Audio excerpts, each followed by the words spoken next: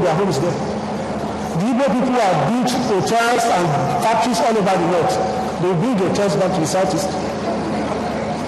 Dangote will take his factories to the north.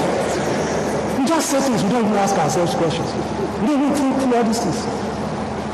The southerners go to the north for God's sake, it's because they saw opportunities. They saw business, people are becoming millionaires, doing business there. You see, they went there just to please somebody. And even if you break up and you don't have the public of Southern Nigeria, of Northern Nigeria, those Nigerians live in other countries. There are Nigerians in the Republic, there are Nigerians in Togo. So Northern Nigeria will just be another country. Southern Nigeria will just be another country. Without remove the conflict. So why don't we think of how we can find what binds us together in this adversity that we are facing, so that we can confront the leadership and begin to ask them questions, so that we can begin to put them on the spot. I've had experiences where people come to me, they want to play some ethnic game, and they say, hey, can't you see this, can't you see that, can't you see that this part of the state, they are monopolizing the power, they don't want us to be governor. I say, look, Obasanjo appointed ministers from our area. 4 of them at various times. What did they do for you? The road in my village was started in 1977. Nobody has done it. If I just now learned that it's a very long stretch of road, it's just now learned that President Jonathan has awarded it since 1977. What else everywhere? And we have produced senators, we have produced House of Reps members, we have produced 4 ministers. And those ministers did well for themselves. That is the irony of it all. Everywhere I go, I've been doing a very simple research for the past 10 years. Any state I go to, from the airport, I'll be talking to the cabman. So what are your problems? There's no food, my children, no hospital. None of them saying my problem is Igbo now. None of them say my children. I've seen ordinary Nigerians interact. They don't have a problem. It is time to whip up these sentiments for political gain. And the elite, the political elite, they just mess us around. And that's why I'm imploring us, let us unite as one people with one goal, to challenge those who are in authority over us. I'm not saying we should fight them, but we should ask questions. We should begin to ask the hard questions. There are 170 million in Nigeria, according to all the statistics. You don't have my reservations about that, but that's for another day. Now, even if it is 1,000 of us that decide that we'll start asking questions, it doesn't take 170 million people to change Nigeria. We should start asking questions. Today we are talking about how much is being spent on Aso Rock on food every year. What of your state government? Have you asked how much they spend on food? The House of Assembly recently, I won't mention the state, they went on retreat to Ghana. Weekend retreat. 200 million naira. 200 million naira. Is this something national government that will solve that kind of problem? Do you know how much our governments are spending on cargo jets, charter jets? In those days, we used to meet them when you are flying to Abuja, the announcer will say, Your Excellency. I've not had, the last time I saw any governor on the plane was Governor Peter Obi. And I think I was flying to Enugu that day, and we met on the plane. That was the last time I saw him. In the last 4 years, I can't remember hearing the Excellency on the plane. Now, you don't have ministerial jets, because ministers also have their own arrangements. A lot of waste, a lot of corruption in the system. Me, I'm always thinking in terms of boreholes and potholes, and when you say 200 million, I just imagine how many lives that could have saved. I wrote about a story recently in Zamfara State. The village is called Boniruwa. Every year, people were dying from cholera. And it's not rocket science. These people were drinking from the stream, and they were using pitch lanterns.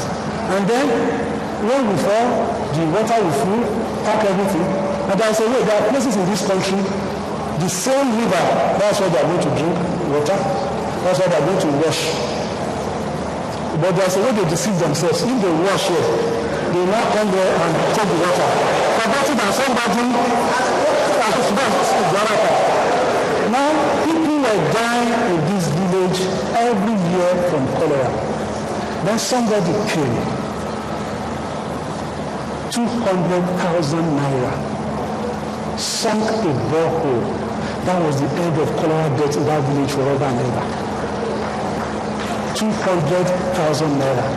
It's not up to what they spend buying a bag for those tiny university girls that they are carrying around. So we have irresponsible leadership.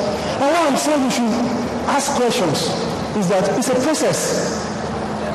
When people can no longer go home the way they used to go, they know there's trouble. We need, for me, 2 C's. Competent, well, not even 2 C's. We are talking about competent and patriotic, 2 things, leaders. Competent because we have leaders who are not competent. We have leaders who don't even understand the concept of development. They don't even understand what they are doing. There was one, I was told the story of one person that did a coup, and in the ceremony, he appointed the secretary of government.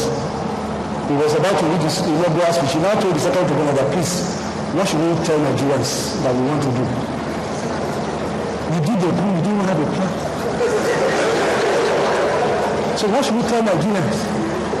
That secretary of government became so powerful, perhaps the most powerful secretary of government ever had in this country. Because the other thing he said was something else.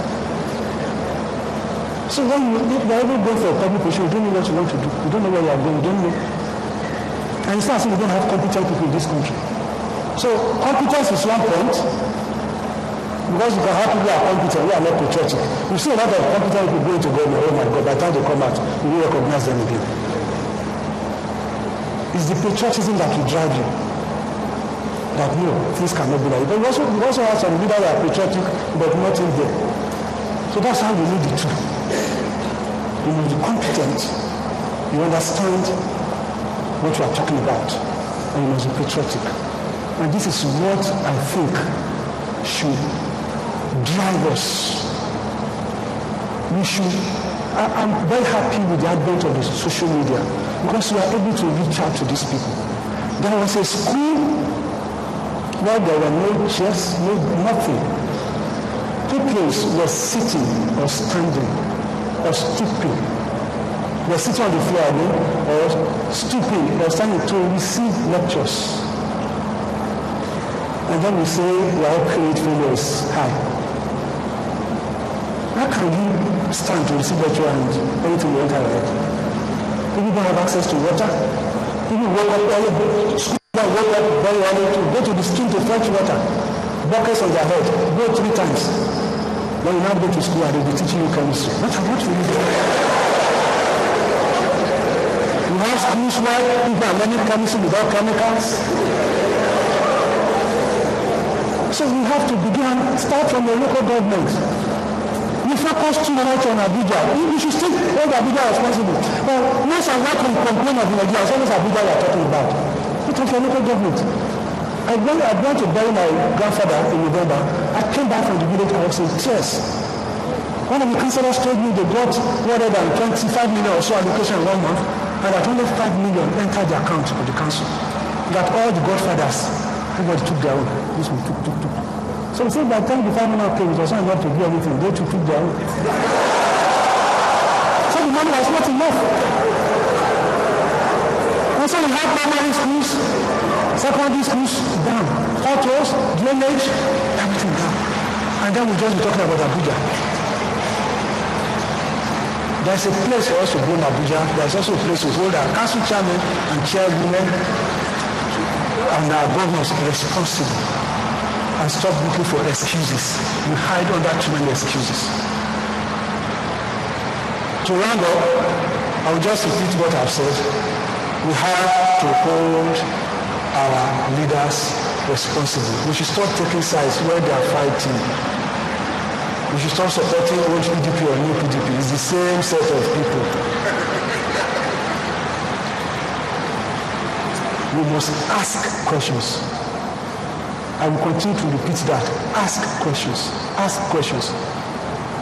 So that through that we can, as one people, put these people on their feet To be fair, some governors are doing well relatively. You know, when the students call